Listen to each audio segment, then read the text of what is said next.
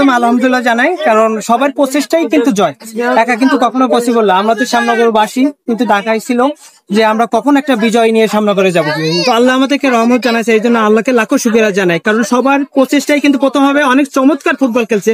Football কিন্তু আসলে অপরম্যান team কিন্তু অনেক ভালো টিম ছিল, হয়তো ওরা প্রথম ভাবে গোল রিসিভ করার পরে হয়তো নার্ভাস, সেকেন্ড হাফে অনেক ভালো খেলছে। দিন শেষে কিন্তু আমরা জিতছি, এটাই হলো আমাদের রেজাল্ট। আর আমার একাডেমির যতগুলো প্লেয়ার এবং অফিসিয়াল কোচ, ম্যানেজার এবং শ্যামনগরবাসী সবাই এই বিষয়টা অনেক আনন্দিত, অনেক খুশি, কারণ অনেকদিন পরে একটা শ্যামনগর ফুটবল একাডেমি জয় নিয়ে যাচ্ছে শ্যামনগর মাঠে। সবাই ভালো থাকবেন, আমাদের জন্য আপনার মাঠে 30 থেকে 40,000 দর্শক ছিল, প্রায় 12,000 দর্শক আপনাদের সাপোর্টার, এটা কেমন লেগেছে মাঠে? এটা তো অবশ্যই, এই জন্য কলোরাবাসী যারা মাঠে আসছেন এবং খেলা আমাদের শ্যামনগর ফুটবল একাডেমিকে সাপোর্ট করছেন, এই জন্য আপনাদেরকে স্পেশাল ভাবে ধন্যবাদ জানাই।